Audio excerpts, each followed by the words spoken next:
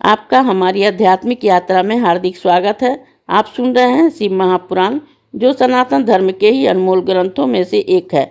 इस श्रृंखला में हम आपके लिए ही इस दिव्य ग्रंथ के प्रत्येक अध्याय का शाश्वत पाठ प्रस्तुत करेंगे।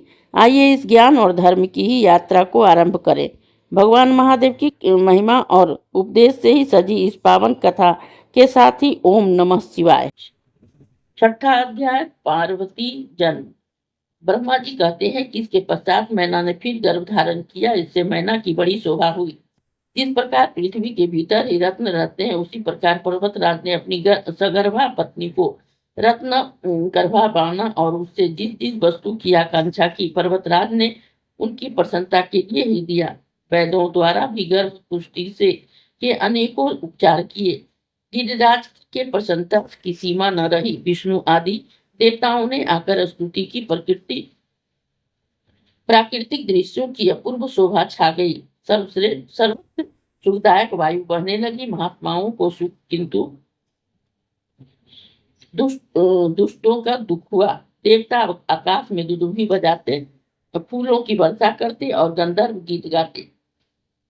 गंधर्वों की स्त्रियां नाचती। इस प्रकार से आकाश में नित्य ही महोत्सव होता। उसी समय पूर्ण शक्ति शिवासती महादेवी मैना ने सामने अपने रूप में आकर ही प्रकट हो गई। बसंत ऋतु थी और चैत्र का महीना नवमी तिथि, मृगशिरा नक्षत्र और अर्धरात्रि का समय था, जबकि चंद्रमंडल में गंगा की भांति भगवती प्रकट हुई।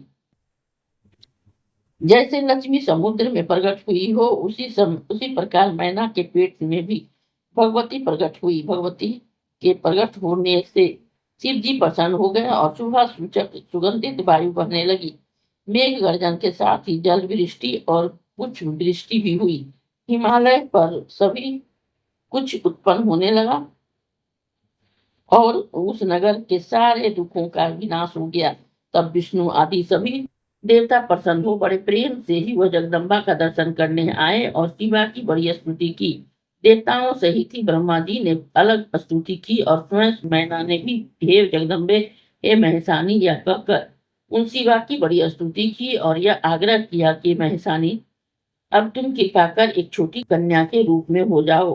हिमालय की प्यारी मेनका के यह वचन सुनते ही देवी प्रसन्न हो तत्काल ही बाल रूप में हो गई। इस अध्याय के श्रवण हेतु आपका हृदय से धन्यवाद। हम आशा करते हैं कि शिव महापुराण की यह दिव्य कथा आपको आध्यात्मिक शांति और गहन ज्ञान प्रदान कर रही होगी। कृपया अगले अध्याय के लिए हमारे साथ जुड़े रहें और अपने सुझाव एवं भावनाएं कमेंट के माध्यम से अवश्य साझा करें।